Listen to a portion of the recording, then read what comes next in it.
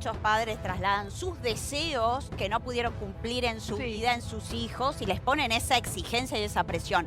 Acá sumale que es un tipo violento, ¿no? Es una persona violenta. Y me encantó lo que trajiste, Cari, del contexto. Eran los años 80 y nacía lo que era el deporte de alto rendimiento, en donde los deportistas pasaron de ser personas que como hobby hacían un deporte para realmente hacer plata de eso. En los 80 surge un negocio. Y yo como tandilense les puedo contar que fui a la escuela del club de Raúl Pérez Roldán. Obviamente a un nivel de una jugadora amateur en donde a mí nunca se me exigió nada más que pagar la cuota. ¿Pero habías escuchado algún cuento al respecto? Había un método, ¿sí? Y era un método que en los 80 se consideraba exitoso. ¿Por qué? Porque los resultados eran buenos, porque de afuera vos veías que los tenistas jugaban bien y ganaban torneos. Entonces, me parece que acá el maltrato se esconde detrás del camuflaje del alto rendimiento. Pero perdón, hay muchos tenistas contemporáneos. Del método. Un método que era un poco diabólico. Claro, de una exigencia que en ese momento se naturalizaba, obviamente. Era un sistema de castigos que se basaba en la violencia física y en la violencia psicológica, que, digo, para no quedarnos en conceptos abstractos, consistía en golpes de cinturón, golpes con palos, golpes con latigazos, con toallas mojadas.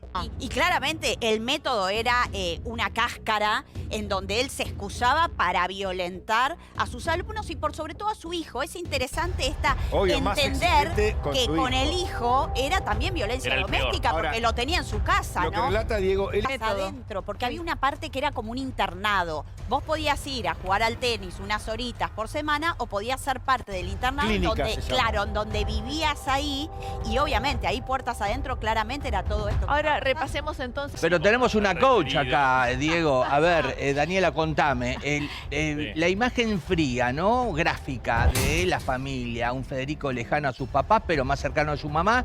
Y el papá ya casi detrás de la montaña. Y el papá mirando para otro lado. Nótese que todos en la foto miran para un lugar distinto. Parece que Federico mira a la cámara, la madre también y el padre mira al más allá. Es una familia que, bueno, a ver, el padre acompaña, pero Federico al lado de la madre, ¿sí? Y ojo, porque Federico está como arriba de solito, como en primer plano. El primer plano de Federico, quizás un hijo, y coincido acá con Diego, un hijo quizás sobreprotegido, un hijo al cual se le apostó todo ese hijo, ¿no? El primer hijo y todas esas cosas que se esperan de él. Bueno, y no decidió ir por ese camino claramente, sino que se rebeló ante su padre, quizá siguiendo la sugerencia de su madre.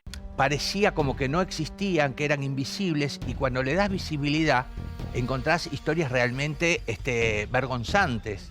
Tal cual. Y Luis, y por eso después de tantos años, cuando hacemos visibles ciertas cosas en este programa, es que se animan a ponerle la voz. Y a veces llegan 20 años después, 15, 30 años después. ¿Por qué? Porque en su momento el poder calla. El poder...